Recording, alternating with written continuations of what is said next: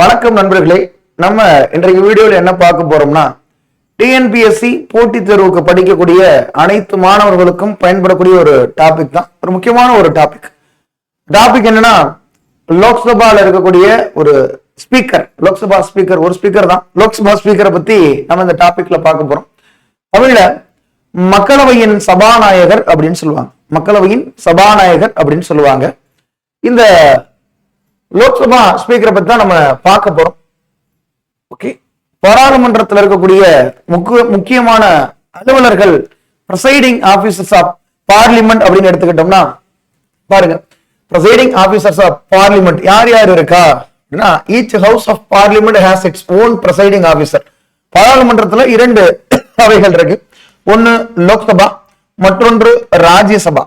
Okay, பாராளுமன்றத்தில் ஒவ்வொரு சபைக்கும் அதன் தலைமை அதிகாரி இருக்கிறாங்க. இதுல there is a speaker and a deputy speaker for the Lok Sabha. மக்களவையில சபாநாயகர் மற்றும் துணை சபாநாயகர் இருப்பாங்க. இதே நீங்க மாநிலங்களவை எடுத்துக்கிட்டீங்கன்னா, அங்க ஸ்பீக்கர்னு சொல்ல முடியாது, அது சேர்மன் அண்ட் டெபுட்டி சேர்மன் அப்படின்னு சொல்லுவாங்க. நீங்க ஆல்ரெடி இந்த சேர்மன் பத்தி நம்ம பார்த்திருப்போம். நிறைய பேர் கண்டிப்பா தெரிஞ்சு வச்சிருந்திருப்பீங்க. யாரு இந்தியாவுடைய வைஸ் பிரசிடண்டா வர்றாங்களோ, இந்தியாவுடைய குடியரசு துணைத் தலைவரா வர்றாங்களோ, அவங்கதான் பதவி வழி அலுவல் தலைவரா, எக்ஸ் அபிஷியல் சேர்மன் ஆஃப் ராஜ்யசபாவா ஆட்டோமேட்டிக்கா அவங்க வந்துருவாங்க. சரியா? நம்ம இன்றைக்கான டாபிக்ல யாரை பத்தி பார்க்க போறோம்னா, இந்த ஸ்பீக்கர் அப்படின்னு ஒருத்தர் இருக்காரு. இந்த ஸ்பீக்கர் பத்தி தான் நம்ம பார்க்க போறோம். ஒரு சின்ன கண்டென்ட் தான், சரிங்களா? சின்ன கண்டென்ட் தான். இந்த ஸ்பீக்கரை பொறுத்த அளவுல, இந்த speaker is elected by the Lok Sabha from amongst its member சொல்லுவாங்க. மக்களவையில உறுப்பினர்கள் தேர்ந்தெடுக்கப்படுறாங்கல்ல, மொத்தம் எத்தனை பேர் தேர்ந்தெடுக்கப்படுறாங்க? 543 உறுப்பினர்கள் தேர்ந்தெடுக்கப்படுறாங்க.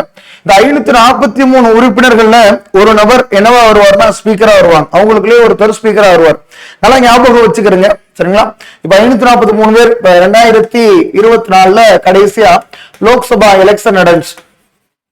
சரியா? 2024 எலெக்ஷன் நடந்துச்சு. இப்ப 543 எம்பி வின் பண்ணி இருப்பாங்க. இதுல ஒரு எம்பியா யாரு இருக்கணும்? லோக்சபால ஸ்பீக்கரா யாரு வர போறாங்களோ அவங்க இருக்கணும். Okay, right. இப்ப நான் இதுல இந்த பதவி காலியா இருக்கும் பொழுது அப்ப நான் என்ன ப்ராசஸ் சொல்லி நான் அடுத்து சொல்லுவேன். ஓகே, இந்த லோக்சபா எலெக்ஷன், சரிங்களா? இந்த லோக்சபா தேர்தலுக்கான எலெக்ஷன், ஸ்பீக்கர் எலெக்ஷன் சொல்லுவாங்க. இதை யாரு பிக்ஸ் பண்றது, அந்த தேதியை யாரு நிர்ணயம் செய்யறது அப்படின்னு சொல்லி கேட்பாங்க. குடியரசுத் தலைவர் தான். சரிங்களா? இந்த date of election of the speaker is fixed by the president. எக்ஸாம்ல கேட்கலாம், சரிங்களா? இப்ப குடியரசுத் தலைவர் தேர்தல், ஸ்பீக்கர் தேர்தல் இருக்கு, லோக்சபா மக்களவை தலைவர் தேர்தல், அதை யாரு முடிவு செய்வார் அப்படின்னு சொல்லி கேட்டா, இந்தியாவுடைய குடியரசுத் தலைவர் தான். சரிங்களா? The speaker remains in office during the life of the Lok Sabha. மக்களவை கலைக்கப்படும் பொழுது சபாநாயகர் பதவி காலி ஆகாது. ரொம்ப முக்கியமான, ரொம்ப ரொம்ப ரொம்ப முக்கியமான. எக்ஸாம்ல நிறைய முறை ஸ்டேட்மெண்ட்ல கேட்டிருக்காங்க. அதாவது ஈஸியா சொல்றேன் பாருங்க. இப்ப 2019 கடைசியா முன்னாடி லோக்சபா எலெக்ஷன் நடந்தது. அதுக்கப்புறம் 2024 நடந்தது. இப்ப எக்ஸாம்பிள், ஓம் பிர்லா அப்படின்னு சொல்லக்கூடிய ஒரு முதல் இருந்தார். இருக்கார், ஓம் பிர்லான்னு சொல்லக்கூடிய ஒரு முதல் இருந்தார். இப்ப இந்த 2019 அப்புறம் 2024 மக்களவை 5 ஆண்டுகளுக்கு ஒரு முறை பாத்தீங்கன்னா கலைச்சிருவாங்க, மக்களையே கலைச்சிருவாங்க. சரிங்களா? லோக்சபா 5 ஆண்டுகளுக்கு ஒரு முறை மக்களவையை கலைச்சிருவாங்க. இப்ப இந்த மக்களவை கலைக்கப்படும் பொழுது இந்த ஸ்பீக்கரா இருக்கிறாருல, அவருடைய பதவி காலி ஆயிரும் அப்படின்னா அவருடைய பதவி காலி ஆகாது. அவர் அதுல ரிமைன் பதவியில தான் இருப்பார். ஓகேப்பா. இப்ப மறுபடிக்கும் 2024 எலெக்ஷன் நடந்துச்சா, 2024 எலெக்ஷன்ல நிறைய பேர் வின் பண்ணி வருவாங்களா? 543 பேர் வின் பண்ணி வர்றாங்கன்னு வச்சுக்கிறாங்க. எக்ஸாம்பிள், 543 பேர் வின் பண்ணி வர்றாங்கன்னா, இந்த 543 பேர்ல நிறைய பேர் இதற்கு முன்னாடி அமைச்சர்களா பதவி பிரமாணம் எடுத்திருப்பாங்க. குடியரசுத் தலைவர் முன்னாடி பாத்தீங்கன்னா, குடியரசுத் தலைவர் முன்னிலையில பதவி பிரமாணம் எடுத்திருப்பாங்க அமைச்சர்களா. சரியா?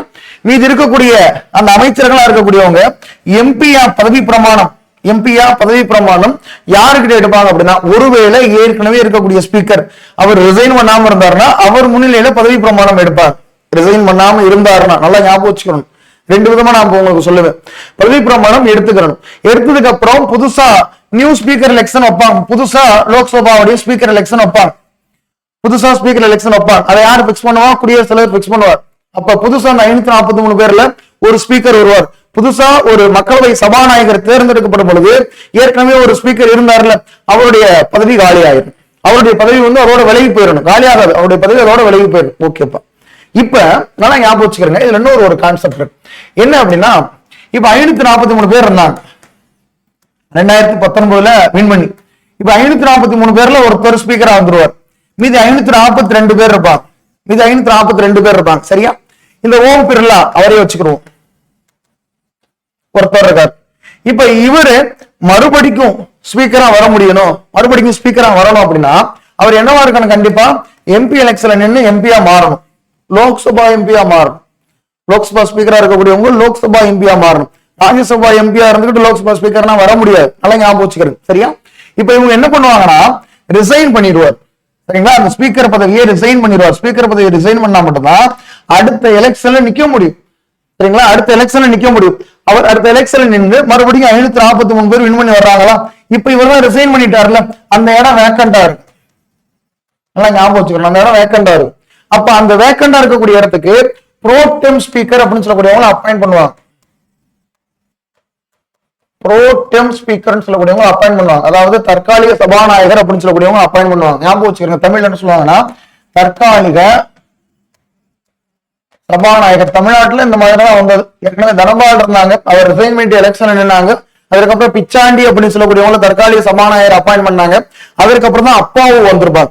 இந்த தற்காலிக சபாநாயகர் இருக்காருல்ல, ஒரு வயதில் மூத்தவங்க, அந்த கட்சி சார்பாக எந்த கட்சி ஆளுங்கட்சியா இருக்கோ அந்த கட்சி சார்பாக தற்காலிக சபாநாயகர் ஒருத்தவங்க அப்பாயிண்ட் பண்ணுவாங்க, பிரசிடென்ட் அப்பாயிண்ட் பண்ணுவாரு. இந்த தற்காலிக சபாநாயகர் மத்தியில மீதி இப்பதான் ஒருத்தர் போயிட்டு வரலைங்க, மீதி இருக்கக்கூடிய 542 பேர் என்ன பண்ணுவாங்க? பதவி பிரமாணம் எடுத்துக்கிடுவாங்க. இவங்க பதவி பிரமாணம் எடுத்ததுக்கு அப்புறம் என்ன பண்ணுவாங்கன்னா அதற்கப்புறம் ஸ்பீக்கர் எலெக்ஷன் சொல்லக்கூடியது வைப்பாங்க. அதற்கப்புறம் ஸ்பீக்கர் எலெக்ஷன் சொல்லக்கூடியது வைப்பாங்க. ஸ்பீக்கர் எலெக்ஷன் வச்சு இதுல ஸ்பீக்கரா யார் வின் பண்ணி வர்றாங்களோ அவங்க வின் பண்ணதுக்கு அப்புறம் இந்த புரோட்டோம் ஸ்பீக்கரா இருந்தாங்கல்ல அவங்க பதவி விலகிடுவாங்க. புரோட்டோம் ஸ்பீக்கர் சொல்லக்கூடிய கான்செப்ட் அதோட போயிடும். அதுக்கப்புறம் ஸ்பீக்கர் கண்டினியூ ஆகும். இதுக்குதான் ஒரு எக்ஸாம்பிள் என்ன சொல்றேன், நம்முடைய தமிழ்நாடு அதை நீங்க ஞாபகம் வச்சுக்கலாம் ஈஸியா உங்களுக்கு. தமிழ்நாட்டுல இப்ப 2016 இருந்து 2021 வரைக்கும் தனபால் அவங்கதான் ஸ்பீக்கரா இருந்தாங்க. ஓகேவா? இப்ப 2021 அப்புறம் இப்ப இந்த தனபால் வந்து 2021 எலெக்ஷன்ல நிக்கணும்னு நினைக்கிறாங்க. எலெக்ஷன்ல நிக்கணும்னா அப்ப இந்த 2021 மாநில சட்டசபை கலைக்கப்பட்ட பொழுது இவருடைய பதவி காலியாகாது. ஆனா பதவி காலியாகாம இருந்தாங்கன்னா எலெக்ஷன் நிக்க முடியாது. இந்த தனபால் அவங்க மறுபடியும் எலெக்ஷன் நிக்கிறதுக்கு மறுபடியும் நிக்கிறாங்க. இப்ப எலெக்ஷன் நிக்கணும்னா ஸ்பீக்கர் பதவி என்ன பண்ணாங்க? அவங்க ரிசைன் பண்ணணும். ஸ்பீக்கர் பதவி ரிசைன் பண்ணிட்டு தான் எலெக்ஷன் நாங்க வின் பண்ணிட்டாங்க. சரிங்களா? தனபால் இருக்கக்கூடிய வின் பண்ணிட்டாங்க. இப்ப ஸ்பீக்கர் பதவி வேக்கண்டா இருக்கு. 2021 எலெக்ஷன் நடந்துச்சு. மெஜாரிட்டி யார் வந்தா? டிஎம்கே கட்சி மெஜாரிட்டி வந்தாங்க. இப்ப ஸ்பீக்கர் பதவி வேக்கண்டா இருக்கு. அப்ப என்ன பண்ணாங்க? அப்பதான் ப்ரோடெம் ஸ்பீக்கர் அப்படின்னு சொல்லக்கூடியவங்கள பிச்சாண்டி அப்படின்னு ஒருத்தவங்க அப்பாயிண்ட் பண்ணாங்க. பிச்சாண்டி அப்படின்னு சொல்லக்கூடிய அப்பாயிண்ட் பண்ணாங்க. இவங்க முன்னிலையில மீதி இருக்கக்கூடிய 233 234 ஒருத்தர் போயிட்டார்ல பிச்சாண்டி, 233 பேருமே பதவி பிரமாணம் எடுத்துக்கிடுவாங்க. 233 பேர் பதவி பிரமாணம் எடுத்ததுக்கு அப்புறம் மறுபடியும் அப்பாவும் இருக்காருல்ல ஸ்பீக்கர் எலெக்ஷன் வச்சு அதுல அப்பாவும் வின் பண்ணுவார். ஓகே, மறந்துடாங்க. சரிங்களா? இதுதான் அதுல இருக்கக்கூடிய முக்கியமான ஒரு கான்செப்ட். அடுத்து இந்த ஸ்பீக்கர் ஆஃப் லோக்சபாவுக்கு ceases to be a member of the Lok Sabha, மக்களவை உறுப்பினர்கள் மூலம் பதவி நீக்கம் செய்யப்படுகிறார். ரொம்ப முக்கியமான இவர் வந்து ஸ்பீக்கர் எலெக்ஷன்ல, சரிங்களா, ஸ்பீக்கர் எலெக்ஷனுக்கு சிம்பிள் மெஜாரிட்டி இருந்தா போதும், 50% எபோவ் இருந்தா போதும். ஆனா ஸ்பீக்கரை பதவி நீக்கம் பண்றதுக்கு சிம்பிள் மெஜாரிட்டி கிடையாது, எஃபெக்டிவ் மெஜாரிட்டி வேணும். சரிங்களா? எஃபெக்டிவ் மெஜாரிட்டி கண்டிப்பா வேணும்பா. சிம்பிள் மெஜாரிட்டி இருந்தா பத்தாது. அடுத்து resigns by writing to the deputy speaker. இவர் ஒருவேளை பதவி விலகணும்னு நினைக்கிறாரு, ஸ்பீக்கர் சபாநாயகர் வந்து பதவி விலகணும்னு நினைக்கிறாருன்னா அந்த பதவி விலகல் கடிதத்தை யாருக்கு அனுப்புவாங்கன்னா துணை சபாநாயகருக்கு அனுப்புவாங்க. ஓகேவா? யாருக்கு அனுப்புவாங்க? துணை சபாநாயகருக்கு அனுப்புவாங்க. அதுக்கு அடுத்து he maintains order and decorum in the house for conducting its business. அவையை திறம்பட நடத்தும் பொறுப்பை பெற்றவர். இது ஜெனரலா காமனா இருக்கக்கூடியதுதான். அந்த அவையை யாருக்கிட்ட கொஸ்டின்ஸ் கேட்கணும், யாரு ஒரு மாதிரி பேசுறாங்க அவங்களை உட்கார வைக்கணும், அடுத்து யார்கிட்ட வந்து கொஸ்டின்ஸ் டிரான்ஸ்பர் பண்ணணும், இதெல்லாம் அவையை திறம்பட நடத்தக்கூடிய பொறுப்பு இவர் தான் வச்சிருப்பார். சரியா? அடுத்து ரொம்ப முக்கியமானது, ஒரு அசம்பிளில அறிமுகப்படுத்தக்கூடிய ஒரு பில், அது மணி பில்லா இது வந்து ஆர்டினரி பில்லா அப்படின்னு முடிவு எடுக்கக்கூடிய அதிகாரம் யாருக்கு இருக்கும் அப்படின்னா இந்த ஸ்பீக்கருக்கு தான். He decides whether a bill is a money bill or not and his decision on these questions is final. அதுதான் இறுதி முடிவு எடுக்கக்கூடிய அதிகாரம் வருவதா இருக்கும். அவர் என்ன சொல்றாரோ அதான் ஃபைனல். ஓகேவா? அது இல்லாம ஒருத்தவங்க, சரிங்களா, இப்ப ஆன்டி டிஃபெக்ஷன் சொல்லுவாங்க. He decides the questions of disqualification of members of the Lok Sabha. அதாவது கட்சி தாவல் தடை சட்டத்தின் அடிப்படையில ஒரு லோக்சபா உறுப்பினர் இருக்காங்க, அந்த உறுப்பினர் வந்து அவருடைய பதவியிலிருந்து தகுதி இழப்பு பண்ண போறாங்க, அதற்கு இறுதி முடிவு எடுக்கக்கூடிய அதிகாரம் யாருக்கு இருக்கும்? ஸ்பீக்கருக்கு தான். இதுல வந்து விப் அப்படின்னு சொல்லக்கூடிய ஒரு கட்சிக்கும் கொரோனான்னு சொல்லுவாங்க, அசிஸ்டன்ட் ஃப்ளோர் லீடர்னு ஒரு பேர் இருக்கும். இந்த விப் இருக்காங்கல்ல, இந்த விப் தான் ஒரு கட்சிக்கு ஒரு லீடர் மாதிரி, ஒரு கட்சிக்கு வந்து கிளாஸ் லீடர் மாதிரி ஞாபகம் வச்சுக்கிறோம். இவர் சொல்றதுதான் அந்த கட்சிக்காரங்கன்னா கேட்கணும்.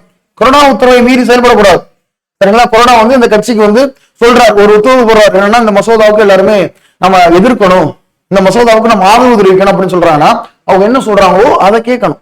ஒருவேளை அந்த உத்தரவை மீறினாங்கன்னா அந்த உறுப்பினரை பதவி நீக்கம், அந்த உறுப்பினரை தகுதி இழப்பு செய்யறதுக்கு விப் வந்து ஸ்பீக்கருக்கு ரெக்கமெண்ட் பண்ணுவார். விப் ஸ்பீக்கருக்கு ரெக்கமெண்ட் பண்றாங்கல்ல, கொரோனா வந்து சபாநாயகருக்கு ரெக்கமெண்ட் பண்றாருல, பரிந்துரை பண்றாருல, அந்த பரிந்துரையை பரிசீலித்து இறுதி முடிவு எடுக்கக்கூடிய அதிகாரம் யாருக்கு இருக்குன்னா ஸ்பீக்கருக்கு தான். ஸ்பீக்கருடைய முடிவு தான் இறுதி முடிவு. ஓகேவா? மறந்துடாதீங்க. எதற்காக? கட்சி தாவல் தடை சட்டத்தின் அடிப்படையில் மட்டும்தான் அது. ஓகேவா? அடுத்து இப்ப மக்களவை துணை சபாநாயகரான இப்ப ஸ்பீக்கருக்கு கீழே அதே மாதிரி எலெக்ஷன்ல துணை சபாநாயகர் ஒருத்தவங்க எடுப்பாங்க, சரிங்களா? மக்களவையில் இருக்கக்கூடிய உறுப்பினர்களிருந்து துணை சபாநாயகர் ஒருத்தவங்க எடுப்பாங்க. துணை சபாநாயகர் எலெக்ஷன், ஸ்பீக்கர் எலெக்ஷன் யாரு டிசைட் பண்றான்னு சொன்னி பிரசிடென்ட். துணை சபாநாயகர் தேர்தல் யாரு டிசைட் பண்ணுவா அப்படின்னா அங்க இருக்கக்கூடிய சபாநாயகர் தான் தீர்மானம் பண்ணுவார், சரிங்களா? பாருங்க, துணை சபாநாயகரும் மக்களவையால் அதன் உறுப்பினர்கள் இருந்து தேர்ந்தெடுக்கப்படுகிறார். துணை சபாநாயகர் தேர்ந்தெடுக்கும் தேதி சபாநாயகர் தீர்மானிக்கிறார்.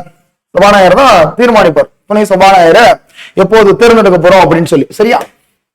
இதுதான் நம்ம இன்றைக்கு பார்த்தது. இப்ப ஸ்பீக்கருங்கிறது ரொம்ப முக்கியம்.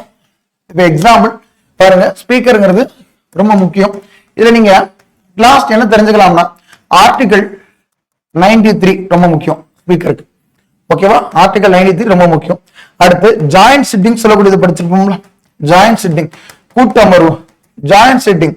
இந்த ஜாயிண்ட் சிட்டிங்க்கு இவர் தான் ப்ரிசைட் பண்ணுவார், இவர் தான் தலைமை தாங்குவார். ஜாயிண்ட் சிட்டிங் கூட்டமர்வுக்கு தலைமை தாங்குவார் யாருன்னா இவர் தான். அடுத்து மணி பில் ஆர் நாட்,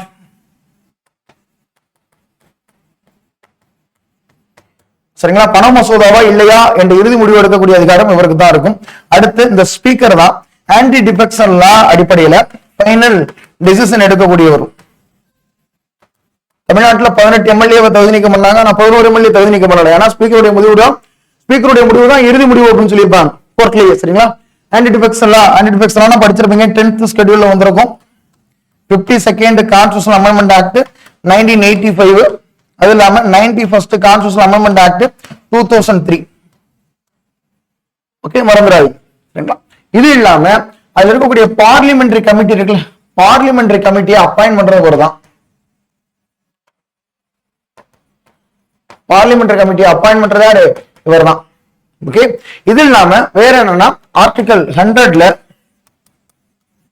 அவை, சரிங்களா? ஒண்ணு கோரம் சொல்லுவாங்க, குறைந்தபட்ச அவை வருகைன்னு சொல்லுவாங்க, குறைந்தபட்ச வருகை பதிவுன்னு சொல்லுவாங்க, கோரம், சரிங்களா? கோரம் குறைந்தபட்ச வருகை பதிவு, இன்னொன்று ஒரு பேர் குறைந்தபட்ச வருகை பதிவு.